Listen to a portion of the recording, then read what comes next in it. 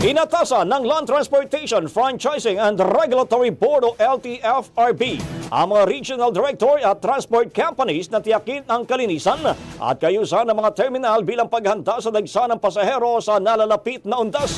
Ayon kay LTFRB Chairman Attorney Vigor Mendoza, hindi na dapat maranasan ng mga pasahero ang madumi at hindi maayos na mga pasilidad.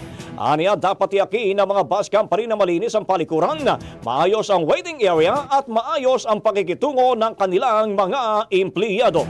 Dagdag pa ni Mendoza, magpapadala ng mga mystery passengers ang LTFRB sa iba't ibang terminal simula October 24 upang tiyakin ang pagsunod sa mga patakaran.